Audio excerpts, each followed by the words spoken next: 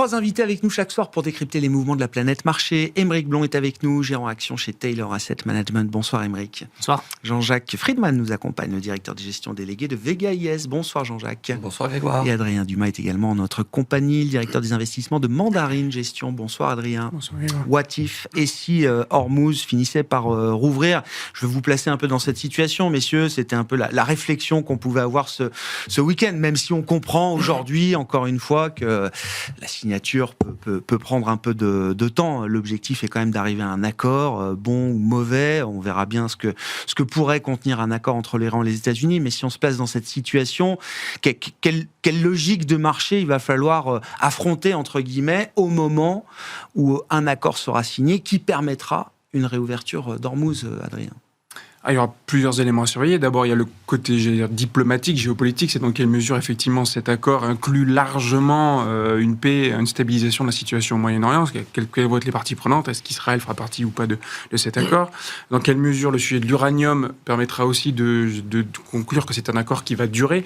On a entendu ce week-end beaucoup parler, notamment de l'intervention de la Chine sur le sujet de l'uranium iranien.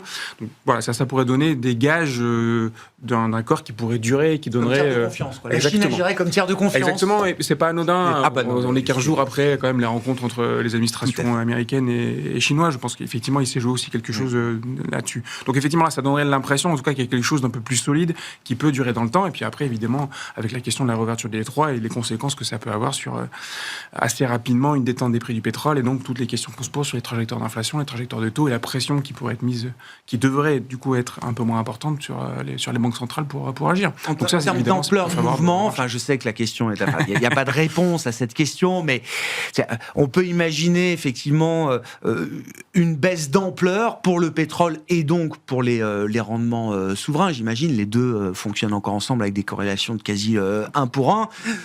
Revenir à l'état antérieur, ça semble quand même compliqué. Il y a un entre-deux à trouver entre les $60 le baril qu'on avait en début d'année et les 120 qu'on a tutoyé pendant quelques jours. C'est ça. Il devrait y avoir un entre-deux pour 2 raisons. La première, c'est qu'on rappelle, on estime qu'il y a à peu près entre 15 et 20% des capacités de production, de transformation qui ont été détruites durablement. Quand on dit durablement, c'est de l'ordre de 2 à 3 ans pour les remettre vraiment à 100% à flot. C'est très vrai notamment sur le gaz liquéfié dans les infrastructures du Qatar. Voilà, donc ça devrait normalement continuer un peu à peser sur l'équilibre offre-demande et donc ne pas effectivement nous faire venir aux 60, notamment sur le pétrole effectivement qu'on avait avant la crise. Mais voilà, $1 autour de pétrole autour de $75, c'est quand même avant tout un vrai souffle pour l'économie mondiale, pour le consommateur et surtout pour les banques centrales. Et sur les actions, quel type de mouvement on peut imaginer Alors on peut dire que le marché action a déjà quand même en partie bien pricé ce scénario. D'ailleurs à chaque fois qu'il est un peu déçu, on voit bien qu'il recule. La zone géographique qui est quand même très au cœur, qui réagit beaucoup en fait à la situation moyenne, c'est l'Europe. On sent que c'est la géographie la plus sensible pour plusieurs raisons. D'abord parce que la trajectoire sur les taux est dans un moment où l'économie, en tout cas les indicateurs avancés, se détériorent rapidement. C'est quand même la seule zone géographique où on va vraiment les indicateurs avancés se détériorer maintenant depuis 1 mois et demi. Dans les autres zones géographiques, c'est un peu plus stable. Et donc effectivement, ça donnerait un air un peu plus important à la fois pour les banquiers centraux et pour certainement le sentiment économique de la zone. Donc l'upside, il est certainement plus important en Europe, qui est un marché qui est particulièrement en retard, effectivement, depuis le début du conflit. Comment on réfléchit à cette idée de la réouverture et au mouvement de marché qui pourrait y être associé, Jean-Jacques? On a le sentiment d'abord que parmi les objectifs qui avaient été donnés il y a 3 mois, aucun n'est vraiment atteint. Et on a l'impression que sur l'uranium, on voit bien que depuis quelques semaines, c'est reporté avec peut-être un cessez-le-feu qui dure encore 2 mois pour le traité à part, hélas. Donc on a le sentiment que Trump veut absolument un accord donc sur la réouverture d'Ormuz, peu ou prou, on y arrivera. Mais sur le reste, quelque chose de stable, auquel Israël notamment participe, ça a l'air beaucoup plus compliqué, hélas. Donc quand même une perte de visibilité. Enfin, je veux dire, oui. dans l'incertitude envahissante permanente, là, il y a quand même un degré d'incertitude supplémentaire sur lequel on ne reviendra pas. Oui, et puis on était à $60 avec l'idée qu'on était plutôt en tendance baissière sur le pétrole en début d'année. Parce qu'il y avait une suroffre, parce qu'il y avait la production, voilà, pour beaucoup de raisons. Donc là, on peut revenir peut-être vers 80, voilà, c'est cette idée-là. Et puis tous les pays aujourd'hui doivent reconstituer leur stock, donc il y aura une demande accrue en la matière. Donc le sentiment quand même que l'IA vraiment a servi de valeur refuge en se disant vraiment, voilà, et que ça, c'est peut-être sur les valeurs tech, alors que ça soit à la fois... Alors, vous voyez, par exemple... Le thème de l'IA a été magnifié par cette crise, d'une certaine manière. Je pense que le marché, alors peut-être que l'offre de papier importante qu'il peut y avoir dans les prochaines semaines, le retour sur l'IA, voilà, peut peut-être entraîner quand même une rotation. Moi, alors on l'a vu sur les États-Unis par rapport à l'Europe, mais même par exemple sur les émergents, des pays comme la Chine qui seraient beaucoup plus à même finalement de résister par rapport aux réserves de pétrole, ont été mis de côté par rapport à Taïwan ou la Corée qui, eux, pouvaient jouer vraiment la carte de l'IA. Donc là aussi, on a l'impression qu'il y aura une rotation en défaveur. Théoriquement, ça devrait être en défaveur de ces zones géographiques au moins.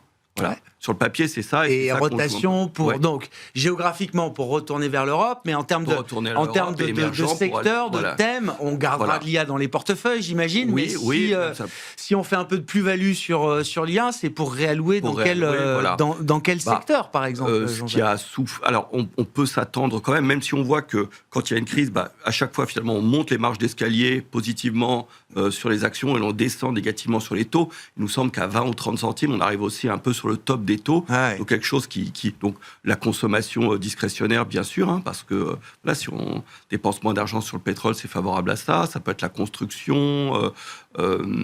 Là, des secteurs qui ont vraiment bien intégré le choc d'offres, le choc de taux également, c'est des secteurs choc de taux, et on démarre quand même de taux d'intérêt réels assez puissants, donc il y a normalement le fait que si l'inflation se calmait, il y aurait un petit potentiel de décrue quand même. Nous, on s'est plus positionné sur les taux courts où là, vous parliez des banques centrales et sur les banques centrales, on a l'impression que ça allait très très vite en besogne et que les banques centrales voulaient en réalité calmer le jeu, avaient un discours un peu puissant, mais étaient plus prudentes dans leur remontée que ce qui était indiqué.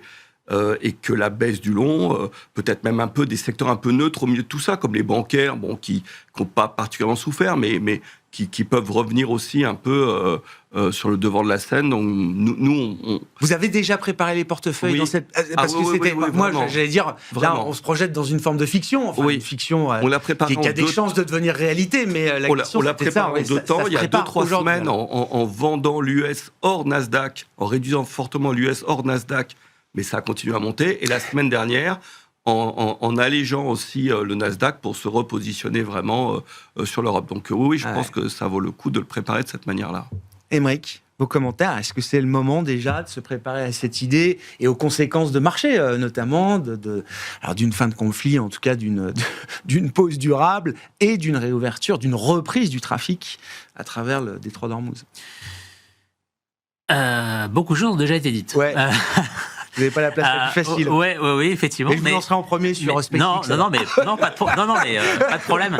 Ce qu'on peut faire, c'est éventuellement compléter certaines composantes. Effectivement, il y a cette composante d'inflation énergétique qui va changer l'équation de certains secteurs. Je pense le ciment, on parlait de construction-rénovation, ça impacte beaucoup tout ce qui est goudron, infrastructure, les cimentiers, les aciéristes, etc. Au-delà des notions de barrières tarifaires qu'on peut connaître sur les aciers. Mais donc voilà, on a ces composantes-là. Des gens comme effectivement dans les gaz médicaux et industriels, Air Liquide, Air Product et compagnie, effectivement, eux aussi vont sentir un petit peu la pression se relâcher sur la composante énergétique et inflation énergétique. On parlait d'IA tout à l'heure, on va probablement en reparler, j'ai l'impression, mais et je pense qu'il faut mettre en avant le fait que, en fait, c'était juste le seul domaine d'investissement, le seul thème sur lequel il y avait une grille de lecture qui était visible, et avec effectivement des perspectives d'investissement court, moyen et long terme. Donc oui, c'était facile d'investir là-dessus. Surtout pendant cette période un peu trouble, où toutes les autres grilles de lecture et d'investissement avaient sauté. C'était le seul thème qui permettait de regarder à travers, quoi. Voilà, et de passer un petit peu entre les gouttes et d'essayer de faire mieux que ce qu'on aurait fait si on était, je sais pas moi, dans de la conso de base, dans de la conso discrétionnaire, dans des valeurs cycliques, voilà. Donc voilà, c'était juste peut-être l'acte d'investissement le plus simple pour l'investisseur. Ouais, je comprends. Là où il y avait cette forme de visibilité importante qu'on avait.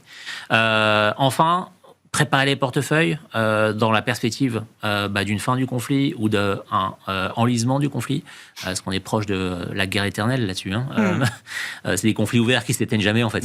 Mais la question est en Ormuz. Voilà. C'est Que la région reste une source de tension, c'est possible. La question, c'est est-ce qu'on arrive à reprendre la maîtrise du trafic alors, modulo, dans ce point névralgique. Modulo, effectivement, l'ouverture de ce goulet naturel d'étranglement qui est le détroit d'Ormuz.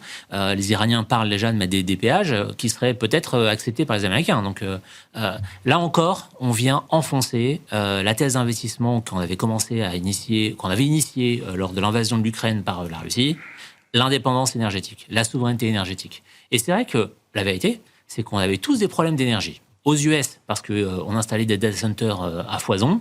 En Europe, on installe quoi ? 600 data centers. Aux États-Unis, les perspectives, c'est 6000. Donc, effectivement, les besoins énergétiques sur le front de la consommation énergétique liée aux data centers, c'est énorme. Mais ils sont autonomes énergétiquement parlant sur le gaz et le pétrole. Donc, ils n'ont pas les mêmes considérations de tout. Et nous, notre front, c'est qu'on n'est pas autonome d'un point de vue énergétique. On a moins de data centers qui vont sortir, mais pour alimenter l'économie, il faut de l'énergie. La croissance de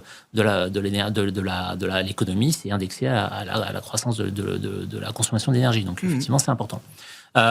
Donc, préparer les portefeuilles, moi, je pense qu'effectivement, on peut faire deux choix. On peut faire le choix d'investir sur, qu'est-ce qui va aller mieux une fois que le détroit sera ouvert et qu'on n'aura plus ces tensions géopolitiques. Donc, conso, de base, discrétionnaire, au trafic aérien, l'hôtellerie, plein de secteurs bien identifiés qui, effectivement, seraient très contents que, effectivement, les choses se calment un peu. De manière assez conjoncturelle. Quoi. Voilà. Mais la vérité, c'est que... Tout est bon à prendre. Voilà. Et on est dans une approche un peu de momentum. Parce que c'est un peu ça, les marchés aujourd'hui. 80% des flux, c'est du passif. Donc, effectivement, il y a une notion de momentum très forte. Et enfin, deuxième option pour préparer les portefeuilles, c'est est-ce qu'on a une vision à moyen à long terme sur, à court terme, on va peut-être rater la vague de ces valeurs un peu de conso qui vont exploser parce qu'effectivement, la géopolitique va se calmer. Mais de quoi on a besoin réellement aujourd'hui pour faire face à cette transition énergétique, pour faire face à cette souveraineté énergétique, à l'électrification de pans entiers de l'économie, sur l'auto électrique, les data centers, enfin tout ça qu'on peut penser. C'est une journée électrique en France. C'est le Choose France électrique. On parlait de climatisation tout à l'heure, la climatisation, le génie climatique, etc. Entre nous, je précise pas. Donc voilà, de quoi on aura besoin dans les mois, les années qui viennent. Et ça peut être pas inépuisable, mais je pense qu'on est dans une phase un thème d'investissement qui, à mon avis, va durer quelques décennies, notamment en Europe. Voilà. Donc, il n'y a pas que l'IA, quoi. Non, il n'y a pas que l'IA. On a beaucoup parlé de l'énergie et de l'électrification comme étant un thème connexe, mais ça peut être un thème connexe, mais très puissant néanmoins. Oui, l'IA est quelque chose qui alimente des moteurs. Ouais. Et en fait, quelque part, c'est une tendance qui alimente des moteurs. Moteur étant, effectivement, l'électrification. Bon, maintenant, ils le disent comme ça à tous, Arthur Mensch, etc. On transforme de l'électricité en intelligence. Donc, pour transformer de l'électricité en intelligence, il faut avoir de l'électricité. C'est ça, vous avez repris là dans un papier chez Mandarin Gestion, mais sous forme de piqûre de rappel. Et comme le disait Aymeric, ce conflit vient à nouveau révéler certaines faiblesses qui sont loin d'être résolues depuis la crise en Ukraine, quand je parle de l'Europe, bien sûr. Même si un travail a été fait quand même en 4 ans, en termes d'installation de capacité de renouvelables, par exemple. On a fait en 3-4 ans quand même ce qu'on avait mis 10 ans à faire auparavant. Donc il y a un momentum là aussi pour reprendre le mot d'Aymeric. Mais oui, ce thème-là, il faut surtout pas l'abandonner, vous dites. Non, il faut pas l'abandonner. Et je pense que, alors on le regarde beaucoup sous le prisme de l'Europe. Il y a d'autres pays qui ont beaucoup souffert, qui n'étaient pas concernés par celui de l'Ukraine et la Russie, mais par contre qui ont beaucoup souffert de la fermeture des détroit d'Ormuz. C'est quelques pays asiatiques. Et la Corée et le Japon, qui pendant très longtemps étaient peu vocaux sur des plans de souveraineté ou des plans d'investissement massif. Vous prenez depuis l'arrivée de Sanae Takeishi au Japon ou le gouvernement en place en Corée. Et clairement, là aussi, le sujet de souveraineté énergétique ou les investissements sur les infrastructures énergétiques sont très très forts. Alors avec des choix technologiques marqués, la Corée et le Japon sont très avancés, notamment sur le nucléaire. Donc c'est une des grosses parties en fait de leur choix d'investissement. Mais avec vraiment l'idée là aussi effectivement de travailler les sujets de souveraineté. Donc oui, c'est une thématique qui a certainement effectivement du vent dans les voiles. Après voilà, c'est les choix technologiques. Est-ce qu'on va garder sous ce prisme de souveraineté une volonté protectionniste et nationaliste? C'est aussi un des débats, parce qu'en Europe, on a certes cette volonté de souveraineté, mais la question c'est quel choix technologique on fait. Et malheureusement, pour le coup, autant on a avancé en termes de déploiement de technologie, autant sur la notion de protectionnisme ou de capacité à produire localement, on n'a pas beaucoup progressé. On en parlait avant l'émission, mais on vient de vivre la faillite de Carbone en début de semaine. En tout cas, l'incapacité à continuer à financer le plan de fabrication de panneaux solaires en France. Et donc là, on est quand même très dépendant en termes d'approvisionnement, soit de matériaux rares ou soit de technologies, quand même de partenaires économiques qui sont assez loin de l'Europe. Ce qui est moins le cas, typiquement, au Japon ou en Corée. C'est antinomique avec l'idée de souveraineté. Le sujet m'intéresse, Adrien, on va parler de SpaceX, mais c'est l'idée de faire fabriquer, de ne pas produire localement. On a l'impression qu'on superpose l'idée de souveraineté avec l'idée de produire localement, sur notre territoire, avec nos technologies, avec nos normes, et avec tout ce qu'on peut de franco-français. Enfin, est-ce que c'est vraiment ça ? Non, mais est-ce que c'est vraiment ça, ou est-ce que le concept de souveraineté peut se travailler de manière différente ? Janet Yellen, elle parlait de friendshoring. On travaille avec les amis. Oui, ça déplace quand même la question. Exactement, ce que font très bien les États-Unis. Quand ils parlent de protectionnisme, quand on voit comment ils construisent d'ailleurs comment sont construits les accords commerciaux, la Corée et le Japon font clairement partie en fait de l'écosystème de recherche, de développement, d'innovation des États-Unis. Parce que le Bessent, il va tous les 3 mois au Japon. Voilà. C'est pas pour rien. Voilà. Effectivement, nous, on se regarde entre Européens en disant, bah non, il faudrait qu'on soit vraiment 100% autonome et indépendant. Et en fait, ça, c'est des projets de transformation de l'économie qui se planifient énormément et qu'on fait pas effectivement du jour au lendemain. Donc, on peut réfléchir à notre souveraineté énergétique, mais on aura forcément effectivement besoin de technologies qui ne sont pas purement européennes, d'abord parce qu'on ne les maîtrise pas toutes, parce qu'on n'a pas les meilleurs coûts de production, et que pour aller vite et faire bien, on aura quand même effectivement besoin de technologies externes. Et c'est un thème, en termes de risk-reward, c'est un thème qui peut générer de la surperformance, comme le thème de l'IA, j'ai envie de dire, parce que maintenant c'est le benchmark, d'une certaine manière. Le futur, c'est l'IA, regardez ce que génère l'IA en termes de performance boursière. Montrez-moi un thème qui soit ça se déploie, en termes de risk-reward. Ça se déploie moins vite, donc on est moins enthousiasmé par des chiffres de croissance à 3 chiffres, parce que c'est de l'investissement lourd et massif, que ça se planifie, que c'est long à se déployer. Mais oui, ça peut générer des rendements. De création de valeur. Oui, bien sûr. Et on l'a vécu sur une période très courte entre 2020 et 2021. Alors certains diront qu'on est passé par une bulle ou un moment de survalorisation. Mais cette tendance structurelle est là et elle peut générer effectivement des rendements et en tout cas de la croissance bénéficiaire de manière assez visible et durable. Bon. Jean-Jacques, ça fait partie des thèmes, effectivement, qui sont incontournables. À bas bruit, on en parle moins. Alors aujourd'hui, encore une fois, c'est le jour de l'électricité en France. On en parle quand même mal parce qu'il y a eu beaucoup de fonds, alors qu'on les appelle autonomie, ou beaucoup de choses qui ont été créées sur la pharmacie, sur la sécurité. Alors on m'a raconté que, ce que je demande souvent à des gérants qui comme vous, qui voyagent à travers le monde ou à travers l'Europe, on m'a quand même raconté que ce marketing de la souveraineté, c'était essentiellement franco-français. C'est-à-dire que dans d'autres pays, en Allemagne, en Espagne, etc., je parle sur le marché de la gestion d'actifs, visiblement... je ne sais pas, ça. C'est possible. On m'a raconté aussi. Un peu moins, dit Adrien. Voilà. Par contre, vous citiez l'exemple du Japon et de la Corée. L'écosystème, il doit tout inclure. Il y a une stat qui est intéressante, justement, parce qu'il y a produire l'électricité, l'énergie, etc., et puis il y a comment on l'utilise. Et les chiffres, alors que, par exemple, sur le domaine automobile, il y a des mouvements très importants. C'est-à-dire que la Chine... plus de la moitié de ces véhicules sont passés en électrique, ce qui leur donne un avantage compétitif important. On sait tous et donc ils produisent une quantité incroyable de véhicules, ils peuvent inonder. Et le Japon et la Corée, qui avaient vraiment un avantage compétitif là-dessus, long terme, sont passés totalement à côté et donc sont pires que le marché européen, sont au niveau du marché américain. 7 ou 8% seulement de leurs véhicules sont électriques, hybrides et ça. Donc là aussi, on peut passer complètement à côté aussi, il faut réfléchir à tout. Et l'Europe, finalement, on targue toujours qu'on est on est dans une position intermédiaire. On est entre, finalement, le bon élève, on va dire, chinois, et puis entre des pays qui n'ont pas fait encore grand-chose, quoi. Donc l'écosystème, il doit se penser non seulement en termes d'utilisation et de fourniture d'énergie, mais aussi d'avoir de l'indépendance dans la façon dont on produit aussi à côté. Ouais, en termes d'offres, on verra dans quelle mesure cette crise génère un nouveau coup de boost au thème de l'électrification. Alors déjà en matière d'infrastructure, bien sûr, et puis sur le plan boursier ensuite. Oui. Et puis l'indépendance, c'est aussi d'un point de vue, le conflit russo-ukrainien a montré aussi, là il y a quand même des investissements importants dans le domaine de la défense, même si en ce moment ça marche moins bien, mais on voit bien le déploiement quand même. Donc il y a des vrais déploiements d'infrastructures de défense qui arrivent en Europe. Ça, puisque vous me tendez la perche, là je regardais, parce qu'on est 3 mois pile après la veille du début du conflit dans le Golfe. Je regardais un peu les perfs sur 3 mois. La défense, c'est moins 10, quoi. Ah oui, c'est comme... sachant que c'est un secteur qui faisait déjà plus grand-chose depuis l'été dernier. C'est-à-dire qu'il y a eu ce moment de rallye, alors post-invasion de l'Ukraine par la Russie, et puis à l'annonce de l'augmentation des budgets, ou la confirmation de l'augmentation des budgets des pays membres de l'OTAN. Mais C'est depuis, vrai. il y a quand même un... Il y a deux choses. Là petit où plafond, quoi. regardez, même l'or a reculé. Oui. C'est-à-dire que les valeurs défensives ne sont plus pérennes et la lisibilité, elle était juste là. Et finalement, de se dire, demain, est-ce qu'on risque de nouveau d'avoir un whatever it takes qui pourrait plomber finalement les budgets des États et empêcher, par exemple, l'Allemagne d'investir autant qu'elle avait prévu parce qu'elle aura une croissance diminuée de moitié et donc elle pourra peut-être moins déployer son plan d'armement. C'est peut-être une des raisons pourquoi ça a pu caler aussi. Mais c'est vrai que soit les gens ont gagné de l'argent, ont pris leurs bénéfices, soit les thèmes ont été un peu modifiés, quoi. Et tout s'est concentré sur un seul secteur, quoi.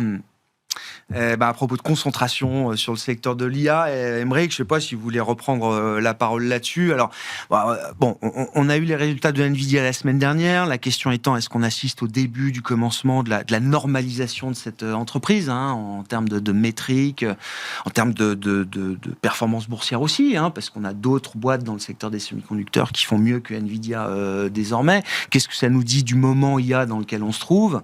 Et puis, je veux bien qu'on parle évidemment des introductions en bourse. On n'a pas fini d'en parler, puisqu'elles vont s'étaler peut-être sur quelques mois, à commencer par celle de SpaceX, alors qui rassemble à la fois de l'IA, du spatial, des robots, à commencer par l'IPO de SpaceX, qui, si tout se passe bien, aura lieu le 12 juin prochain. Effectivement. Moi, je pense qu'il faut faire attention à ce biais cognitif de dire Nvidia ralentit. Pour moi, 40% de croissance, c'est pas un ralentissement. Non, mais comme on est monté à 200... Oui, alors boursièrement parlant, c'est un peu moi, ralenti. je parlais de la croissance, le taux de croissance, le taux de croissance des ventes. Oui, mais effectivement, 40%, 50%, 100%, 200%, c'est quelque part, on parle quand même de choses... Ça reste hors norme. Ça reste hors norme. Okay. Et puis surtout que, effectivement, l'effet de base est différent. Quand, il y a 3 ans, on a commencé à parler d'IA et que Nvidia ne faisait que des cartes graphiques pour des PC, et qu'ils ont commencé à attaquer le marché des data centers, effectivement, on a eu des croissances qui étaient hors normes, avec du 200-300%. Mais c'est normal. Pas dit que c'est un ralentissement inquiétant. Voilà. C'est mais ça, en partant de l'effet de base sur lequel on était, plus 40%, c'est incroyable. Il faut se rendre compte de ce qui est en train d'être réalisé du point de vue de Nvidia. Et en fait, c'est que le consensus a été trop bien habitué, ou mal habitué, je ne sais pas, à ces croissances à 3 chiffres. Là, on est sur des croissances à 2 chiffres plus. Bon, franchement, il n'y a pas de motif d'inquiétude. Et on parle toujours de goulot d'étranglement sur l'approvisionnement en puces, quel que soit le design de la puce, que ce soit du standard, du custom, etc. Il n'y a absolument aucun sujet d'inquiétude là-dessus. Non, mais je dis pas juste qu'il y a d'inquiétude. Mais ma question, c'est plus le statut de cette entreprise, y compris le statut boursier. C'est un peu ce que l'ensemble des valeurs du Mag 7, enfin des Magnificent 7, subit en ce moment. Il y a un espèce pas de de-rating, mais de déconcentration. Les gens se disent, bon voilà, on a des choses peut-être mieux à faire. Ces gens-là contribuent beaucoup à la vague de CAPEX. Et donc CAPEX qui, effectivement, pendant longtemps, on a mis en doute, en se disant, c'est peut-être trop d'investissement pour certains acteurs. Est-ce que les donneurs d'ordre pourront y arriver, etc. En plus, certains ça a été l'histoire d'Amazon pendant des années. Voilà, mais exactement. Et alors, on va y venir. Mais les Mag 7, il ne faut pas oublier que Microsoft avait effectivement un gros paquet de OpenAI, que un des plus gros contrats signés avec OpenAI, c'était effectivement avec Nvidia, c'était 1400 milliards. Bref, donc il y avait une espèce de consanguinité transactionnelle entre les différents acteurs et actionnariale entre les différents acteurs qui faisait que on pensait à un effet domino. Bon, il s'avère que dans la réalité, on a juste abîmé un petit peu la génération de cash pendant quelques années et la trésorerie des boîtes, mais aucune n'est à part les gens ont joué, ont un peu stressé sur Oracle, par exemple sur les CDS d'Oracle. Mais la vérité, c'est que quand on regarde un petit peu les grandes masses, personne n'est en danger. Non. Oracle aura été une exception finalement à ce stade. Oui. Nvidia est même capable de monter à 80 milliards de share buyback, de multiplier son dividende par je ne sais combien pour devenir le premier payeur de dividendes des États-Unis. Les gens ont réalloué les actifs. Ils se sont dit, voilà, on a peut-être des choses mieux à faire. Peut-être qu'il y a une normalisation de la croissance par rapport à un effet de base très ambitieux. Et du coup, on les aborde comment, ces entreprises ? C'est d'où ma question. C'est des entreprises plus normales, c'est-à-dire qui vont délivrer une performance plus normale. Oui, parce que après avoir cru de 200-300% chaque trimestre, effectivement, il y a un moment donné, les arbres ne montent pas jusqu'au ciel. Donc, il y a un moment donné, il faut, c'est normal. Il y a un phénomène de normalisation de la croissance, même si une croissance à 40 ou 50%, je ne sais pas si on peut parler encore de normalisation. Mais oui, j'entends votre point là-dessus. Voilà. Mais c'est juste ça. Mais Après, on parlait d'un autre sujet. Pardon, J'étais sur SpaceX après, mais je me souviens, non, mais Nvidia, les introductions en bourse. Non, oui, non, c'était pas. Non, mais bon. La normalisation de l'entreprise, le versement de dividendes. Non, voilà, c'est Amazon. Ah, bah, Amazon, oui, Amazon. bien sûr. Amazon. Il faut savoir que Amazon n'a pas été rentable pendant des années. Oui. C'était des pertes à hauteur de plusieurs milliards.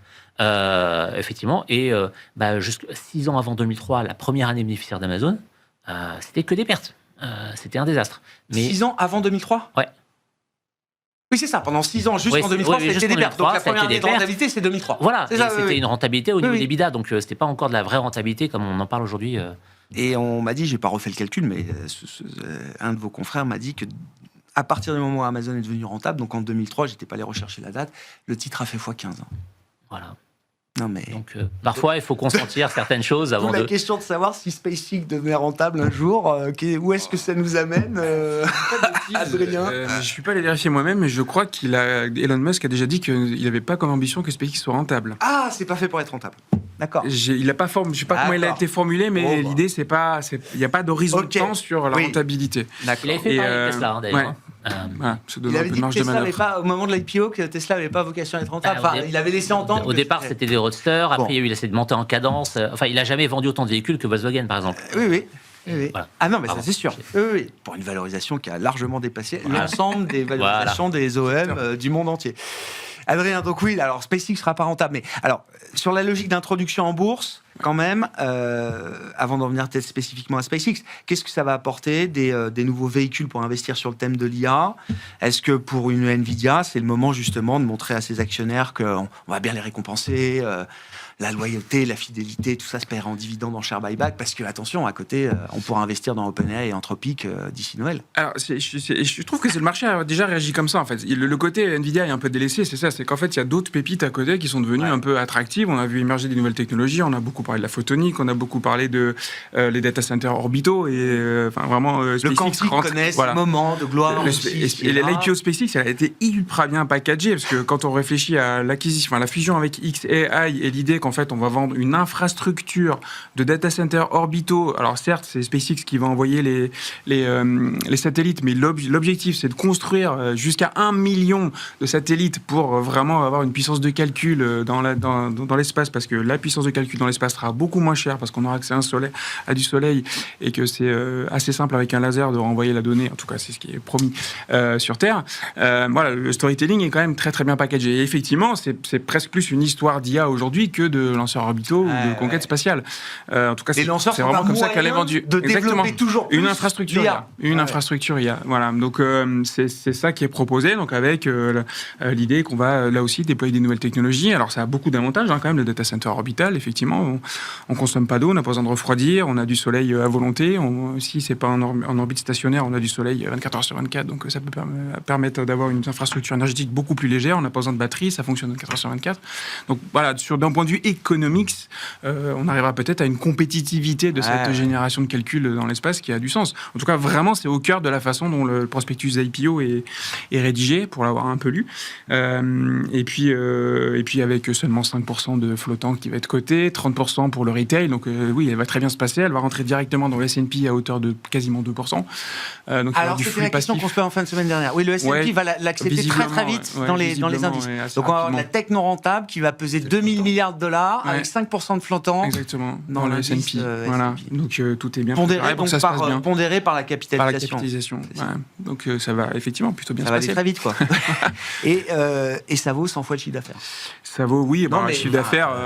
Il y a d'autres entreprises qui valent 100 fois le chiffre d'affaires. Oklo, qui est l'entité de réacteur nucléaire de Sam Altman, qui est coté. Le premier chiffre d'affaires est en 2032. Bon, on fait le calcul de combien ça vaut, mais donc voilà, c'est du storytelling. Voilà. Mais on est vraiment dans ce moment où en fait, je trouve le sujet de l'IA s'est déplacé sur quelles sont les nouvelles technologies. Il n'y a plus de doute sur le déploiement de l'IA, sur la vitesse de déploiement de l'IA, sur les besoins que ça va amener en termes d'infrastructure. Vous dites c'est un combat, c'est déjà passé. Voilà, le marché la est question, déjà c'est en train quelles de sont les nouvelles technologies qui vont permettre à l'IA de devenir plus compétitive, de se déployer encore plus vite que ce qu'on estime aujourd'hui. Voilà, Bon. c'est l'impression On que ne le j'en ai. saura jamais, mais moi j'aimerais bien savoir combien vaut Starlink avec ou sans Elon Musk. Quoi. C'est qu'on ait une espèce Ah, ça, c'est une question. c'est une quatrième Dis- dimension. On aurait dis- Starlink, SpaceX, pardon, sans. 10 millions d'abonnés quand même à Starlink. Hein 10 millions d'abonnés quand même, Starlink. C'est pas zéro. Non, mais ça marche. Non, mais je dis pas que Starlink ça marche. Non, mais je dis juste en termes de leadership, Ah bah oui, de vision, bien sûr. et avec l'idée qu'un nouveau management s'installe aussi dans ces boîtes de la Silicon Valley, puisqu'ils sont tous en contrôle total de leur entreprise, ils ont des droits de vote double à plus savoir qu'en faire.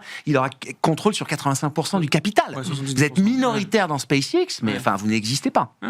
Bah, on a eu cette question au moment où il y a eu la question sur la gouvernance de Tesla. Hein. Tesla Oui, a perdu mais même 35% Facebook, quasiment pendant etc. les, Ouais, pendant bien les sûr. 2 ans où on s'est Ouais. posé des questions sur la gouvernance de Tesla. Donc ça donne une idée de la valeur liée à la façon dont l'actionnaire est omniprésent. Bon, Jean-Jacques, c'est vrai le que le 12-20, narratif- qu'est-ce que vous faites Non, mais 12-20? le narratif, j'irai pas moi personnellement, mais le narratif ne change pas. Enfin, le narratif change très vite. C'est-à-dire que on parlait de consanguinité, mais finalement, il y a eu un nouvel élan sur l'IA quand on a vu que des boîtes comme Amazon, Alphabet détenaient des parts importantes de OpenAI et Anthropic. Donc on s'est dit, bah, On en parle elles beaucoup, dépensent parle beaucoup moins de ces affaires de deals circulaires qui Oui, continuent mais à tourner. Hein, ça a été donc, perçu favorablement. Après, en disant, ouais, elles en ont oui. 15%. Ouais, donc, ouais. Si c'est mis, elles ont bien joué, elles ont bien géré leur répartition. Répartis les œufs dans ça, différents c'était paniers. favorable, D'accord. ouais.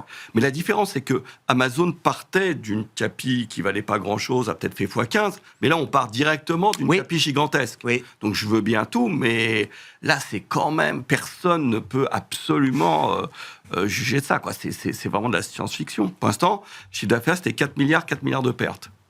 Et ça fait 19 milliards sur le chiffre d'affaires de l'année. Oui, mais c'est ces boîtes. Mais depuis qu'Apple, notamment avec l'iPhone, est Oui. devenue une boîte macro, on parle de ces Oui. boîtes comme Mais étant on parle- aussi des. oui. Parce que là, ça va générer de l'effet richesse. Oui. Non, mais déjà rien que ça. Oui. Et quand vous voyez qu'elle va rentrer dans le top 10 des plus grosses capitalisations boursières, Oui. avec l'effet passif, le 30% de retail, il va y avoir un effet Oui. richesse potentiel Oui, qui va oui, être, oui, qui va oui. être créé, Ah, qui serait même qui incroyable. alimente Ouais, derrière ouais, des ouais. mécanismes macroéconomiques. Enfin, quand on pèse un tel poids, Ouais. l'IA devient un sujet macro pour les Ah oui, États-Unis. l'IA, La croissance ouais, américaine ouais, tient avec l'IA aujourd'hui. Ouais. Mais l'IA, il faudra voir, parce que pour l'instant, va falloir le facturer au client, et le facturer à un prix beaucoup plus élevé que ce qu'on pense. C'est-à-dire que ça sera peut-être rare d'avoir accès à toute cette technologie. Elle sera peut-être pas si répandue pour tous, parce que là, pour l'instant, les tokens, on les donne gratuitement, quoi. On les fait au prix coûtant. Exactement. Mais ça Tous sera ceux qui plus utilisent compliqué. assez intensivement Bah me oui, disent que ils voilà, arrivent c'est très très vite bah, à leur très limite. vite. Ouais, Si faudra tant est qu'un enfant ou deux en plus s'amuse à Ben voler ouais, quelques, ouais, faudra quelques tokens au passage. le faire, ouais. Donc, non, c'est très étonnant, quoi. Non, mais c'est la Adrien. question de l'accessibilité, hein, c'est ça. C'est que l'idée qu'il faut trouver des technologies qui vont permettre progressivement vraiment de réduire le coût Ouais, de l'IA. c'est Et je trouve beaucoup quand même en bourse, la thématique de l'IA s'est beaucoup orientée vers ces secteurs dans lesquels on a de la visibilité sur les gains d'efficience qu'ils peuvent apporter sur l'énergie, sur la mémoire. ouais, ouais. Le secteur de la mémoire a beaucoup Ouais, ouais. performé sur cette thématique-là aussi. Le fait que désormais les perspectives des entreprises d'IA, la croissance des revenus ou des capex soit essentiellement une question d'inflation, c'est-à-dire de hausse des coûts, de hausse des prix, alors qu'au début, évidemment, partant de zéro, c'était quand même une histoire de volume. Est-ce que ça fragilise l'idée? Pas du tout. Qu'est-ce que ça implique pour le Non, thème? non, je pense que moi, ça la renforce. Ouais. Et ça la renforce dans la durée, parce qu'en fait, c'est pas une question problématique de on est en surproduction, on a énormément de stock, donc on vend pas cher. Ouais. C'est juste que effectivement les prix augmentent parce qu'il n'y a pas assez pour donner à qui veut suffisamment de RAM, de logique, enfin de mémoire logique. Enfin, il y a pas assez. En fait, il y a pas assez de choses. Il y a pas assez de courant, il y a pas assez de câblage, il y a assez de rien. Et donc, du coup, effectivement, c'est l'offre et la demande. Hein. À partir du moment où il y a un croisement des courbes qui se fait pas bien, là, on est face à une problématique où on n'a pas assez de RAM, on n'a pas assez de tuyaux pour faire circuler Mais on ne l'Internet. construira pas plus de puissance de calcul. C'est plus une histoire de capacité, c'est une histoire de prix, là. C'est une question, c'est ce qui bride. En fait, ça les bride. Ça les bride, Oui, ça les pousse à étaler dans le temps, ça les pousse effectivement à anticiper peut-être un effet déflationniste lié au fait que, au fur et à mesure que le temps passe, il y a plus en plus de quantité de data centers reliés qui potentiellement effectivement pourraient faire baisser la génération, le coût du token. Le coût du Oui, token. oui. Bon, là, la vérité, c'est qu'on ne sait pas vraiment comment l'équation économique va retomber. Mais on suppose, en tout cas, que les postulats, 95% des postulats sont que, effectivement, là, aujourd'hui, on est dans une phase, effectivement, de construction de l'outil de production qui va permettre, effectivement, d'avoir suffisamment de puissance installée pour répondre à la massification de l'intelligence artificielle à travers le monde. Et ce, d'autant plus que on a des modèles, effectivement, entraînés d'IA, de plus en plus productifs, de plus en plus efficients. On avait parlé de DeepSeek il y a 2 ans. C'était la version 2. Là, on est sur la version 5, qui est encore plus puissante que... voilà, et qui vient compétiter avec des gens, des Gemini, des Claude, etc. Ouais. Non, mais voilà, il n'y a pas de problématique. Là, aujourd'hui, le prix est juste un indicateur de la forte demande. Voilà, tout simplement. Et apporte de la visibilité, donc tant qu'on ne voilà. voit pas de résorption de cet écart entre l'offre d'autant plus que tout le monde est en train de tomber d'accord sur le fait que, oui, effectivement, même si on n'a pas encore les business models très matures, les cas d'usage, etc., on sait qu'il va se passer des choses. Et donc, effectivement, de ce postulat-là, on le diffuse économique. 1 minute chacun pour nous résumer un peu la logique qui guide la conduite des investissements aujourd'hui chez Taylor Asset Management, là, Aymeric, une fois qu'on s'est raconté tout ça. Qu'est-ce qui dit que nos investissements c'est la logique qui vous anime, là. Est-ce que c'est plus tactique, stratégique? Non, non, nous, on a une approche multithématique adaptative. Donc, c'est un gros mot pour dire qu'en fait, on investit dans plusieurs thèmes effectivement, qui sont dans l'air du temps et on va faire bouger ces thèmes au fur et à mesure que le temps passe et qu'on identifie. Alors c'est quoi là, la mécanique en ce moment, l'allocation thématique repose plutôt sur des investissements de type semi-conducteurs, plutôt équipementier, infrastructure. Après sur la partie donc infrastructure, rénovation, transition énergétique, on décline, effectivement, voilà, génération d'énergie, transport de l'énergie, efficience énergétique, etc.